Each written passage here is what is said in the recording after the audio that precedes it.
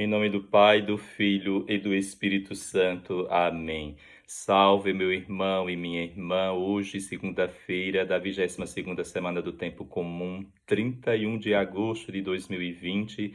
O Evangelho é o de São Lucas, capítulo 4, versículos de 16 a 30. Um evangelho belíssimo, mas ao mesmo tempo doloroso, porque retrata a atitude do povo para com Jesus. Num primeiro momento, Jesus é elogiado pela maneira como fala, pelas suas façanhas. Em seguida, é criticado pelo povo que está ali na sinagoga. E, por fim, é expulso e tentam até jogá-lo num precipício. Então, na verdade, essa foi toda a vida de Jesus. Leiamos com atenção o Evangelho. Naquele tempo, veio Jesus à cidade de Nazaré, onde se tinha criado. Conforme seu costume, entrou na sinagoga no sábado e levantou-se para fazer a leitura. Jesus volta a Nazaré da Galileia, onde foi criado, e lá entra numa sinagoga. Há uma informação interessante que Jesus costumava frequentar a sinagoga no sábado, como um bom judeu. A sinagoga surgiu no exílio da Babilônia, quando o povo de Israel estava ali cativo. Não havia templo, então o povo ia para a sinagoga. Sinagoga significa assembleia. Naquele período, a instituição da sinagoga se popularizou e depois do regresso do exílio, a sinagoga se consolidou cada vez mais. E justamente na sinagoga o povo ia adorar a Deus, como também ouvir a sua palavra. E Jesus, nos diz o texto, começa a ler o livro. Deram-lhe o livro do profeta Isaías e, abrindo, Jesus achou a passagem que está escrito. Esta passagem retrata a missão do Messias, ou seja, do próprio Cristo.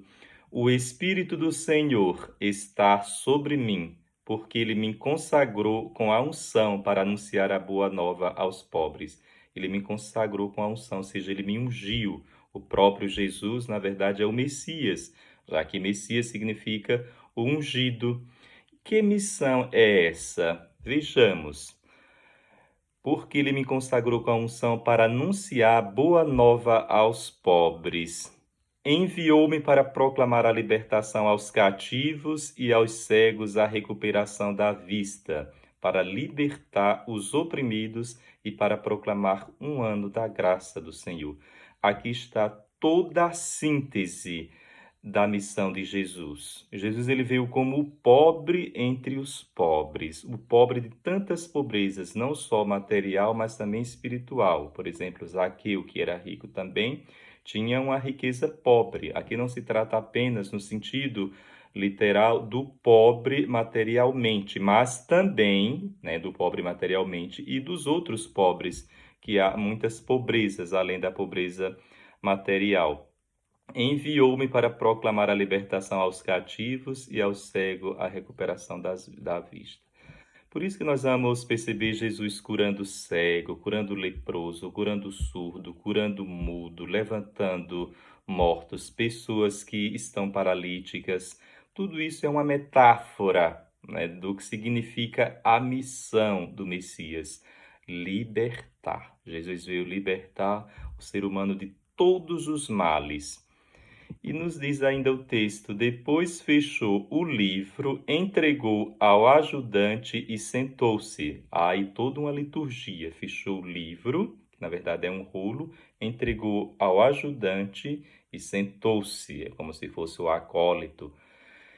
E há uma passagem belíssima agora. Todos os que estavam na sinagoga tinham os olhos fixos nele. Então, mentalizemos essa frase. Todos os que estavam na sinagoga tinham os olhos fixos nele.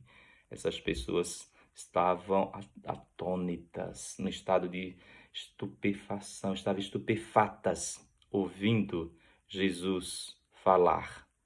Ficavam atraídas, seduzidas. Porém, vamos perceber que não basta apenas fixar os olhos em Jesus no sentido estético, é preciso que fixemos também no sentido ético. Então começou a dizer-lhes: Hoje se cumpriu esta passagem da Escritura que acabastes de ouvir.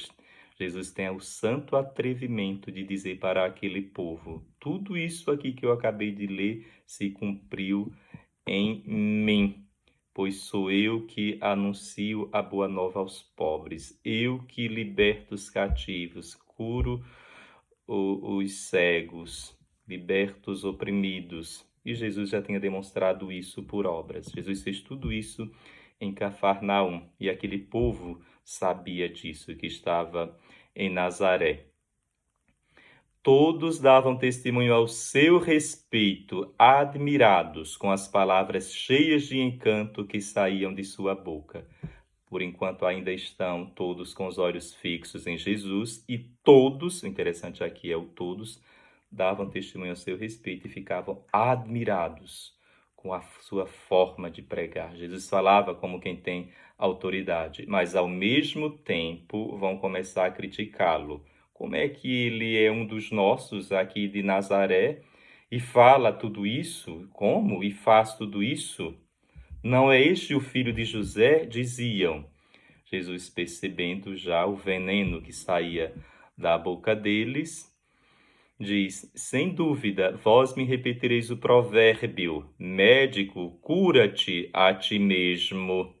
Faze também aqui em tua terra tudo o que ouvimos dizer que fizeste em Cafarnaum. Ou seja, faze aqui em Nazaré tudo o que tu fizeste em Cafarnaum. E acrescentou: Eu vos digo que nenhum profeta é bem recebido em sua pátria. Sim, o profeta não é bem recebido em sua pátria, não por culpa do profeta, mas por culpa da pátria, pela dureza do coração. E Jesus vai retratar dois fatos entre o profeta Elias e o profeta Eliseu. De fato, eu vos digo, no tempo do profeta Elias, quando não houve durante 3 anos e 6 meses, e quando não choveu durante 3 anos e 6 meses, e houve grande fome em toda a região, havia muitas viúvas em Israel. No entanto, a nenhuma delas foi enviado Elias, senão a uma viúva que vivia em Sarepta, na Sidônia. O que é que Jesus está dizendo? Ou seja, havia muitas viúvas em Israel, mas o profeta Elias foi enviado a uma viúva pagã, gentílica, pela dureza do coração dos israelitas. E neste momento o povo percebeu a indireta, o povo lá que estava na sinagoga, percebeu que eles que estavam com o coração endurecido, eles que estavam colocando obstáculo naquilo que Jesus falava e fazia quando dizia que de Nazaré pode vir algo de bom.